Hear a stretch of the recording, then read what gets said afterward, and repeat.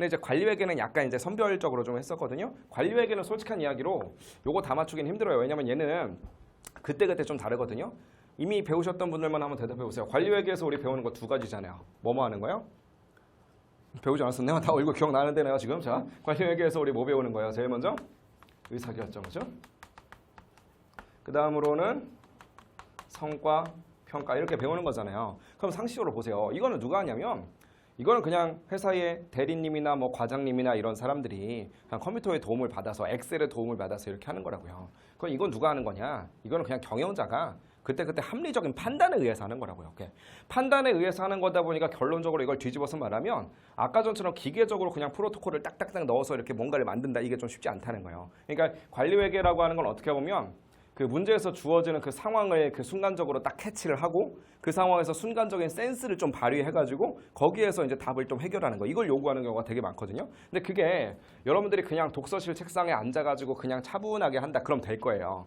그럼 되는데 문제는 뭐냐면 실전에서 긴장돼 죽겠는데 그 자리에서 뭔가 센스를 막 발휘해가지고 뭘 딱 해놓는다? 이게 생각처럼 쉽지 않거든요. 이렇게. 그래서 관리회계 관련해서는 약간 조금 선택과 집중을 좀 하시긴 하셔야 돼요. 그래서 무게를 조금 둔다면 특히나 또 직장인분들이 많이 계시니까 무게를 좀 둔다면 오히려 이제 원가회계 쪽에다가 이제 무게를 좀 둘 거고요. 그다음에 관리회계는 제가 조금 힘주어서 설명드리는 부분 그런 것들 위주로만 할 건데 그래도 지금부터는 제가 그렇게 입버릇처럼 얘기했던 본 게임이 드디어 시작된 거니까 본 게임이 시작되고 나면 이제 실수도 충분하고 하니까 모든 내용들 다 짚어드릴 겁니다.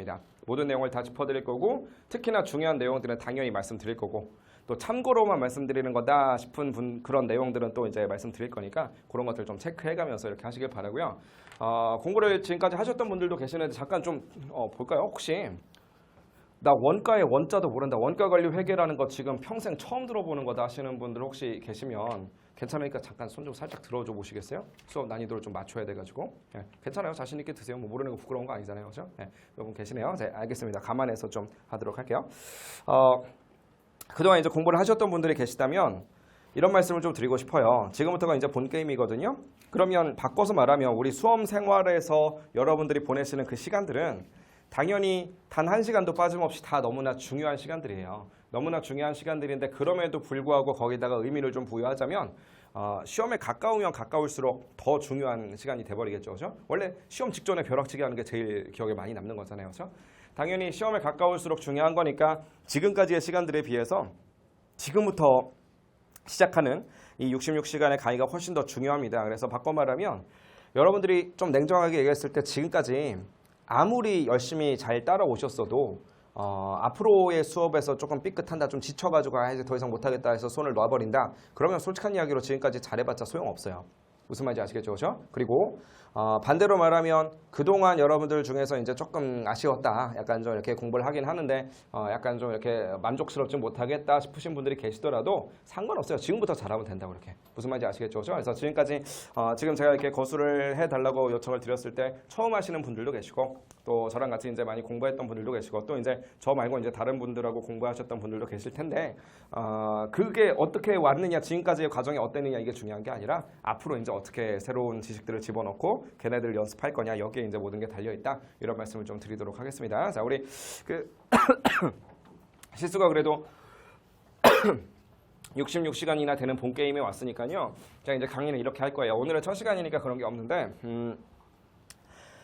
예제 문제 같은 것들을 많이 풀면서 기본기를 조금 착실하게 짚어드릴 거거든요. 근데 문제는 뭐냐면 예제 문제를 백날 잘 풀어봤자 실전 문제를 못 푸는 분들이 많이 계세요. 그게 왜 그러냐면 예제 문제는 보통 이렇게 돼 있어요. 어떤 문제를 하나 풀 때 예를 들어서 한 A부터 E까지 A부터 E까지를 차근차근 스텝을 밟아 나가면 어떤 결론이 나오는 어떤 이론이 있다고 칩시다. 그럼 저는 수업 시간 때 A라는 건 뭐고 B를 해야 되는 이유는 무엇이며 C가 그 다음에 나와야 되는 이유 또 D의 정의 뭐 이런 것들을 막 가르쳐 드리겠죠. 그 예제 문제를 통해서 A, B, C, D, E를 순서대로 쭉 하는 법 이런 것들을 제가 가르쳐 드릴 거예요.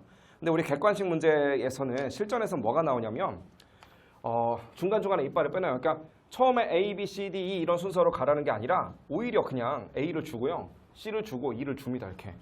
그냥 이런 최종 결론까지 다 줘버려요. 이렇게.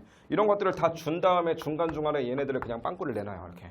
그러면서 이거를 한번 찾아보세요. 뭐 이런 것들을 한번 찾아보세요. 이런 식으로 보통 객관식 실전 문제는 많이 내거든요. 그래서 정자로 푸는 거 되게 잘 푸는데도 불구하고 객관식 시험 스타일에서 중간중간 이렇게 빵꾸를 내놓은 거 이런 것들을 잘 못 푸시는 분들이 되게 많아요. 근데 그게 왜 그러냐면 문제 푸는 어떤 경험이 많이 없어서 그렇거든요. 그래서 그동안 강의를 하면서 많이 느꼈던 것이 계속 기본서에 있는 예제만 반복해서 풀다가 나중에 가서 이제 객관식반에 가가지고 처음으로 이제 이런 실전 문제 풀고 그렇게 하면 그 문제를 이렇게 응용해서 많이 푸는 그런 경험을 하기에 충분한 시간이 잘 안 되는 것 같더라고요. 그래서 요번에서부터는 올해부터는 약간 지금 이번 커리큘럼에서부터 조금 중요한 그런 실전 문제들 있잖아요. 그래서 그런 것들 뭐 유인물이나 이런 것들 도움을 좀 받아가지고 객관식 문제도 조금 중간중간에 풀어보는 그런 식으로 좀 진행을 하도록 할 테니까 여러분들은 일단 메인은 이런 중간중간에 이빨 빠진 것들을 집어넣는 거 이런 것들 물론 중요하지만 그래도 이거 잘 하려면 뭐부터 할 줄 아셔야 되겠어요. 당연히 A, B, C, D 순서대로 가는 거 이거부터 당연히 완벽하게 돼 있어야 될 거 아니겠어요.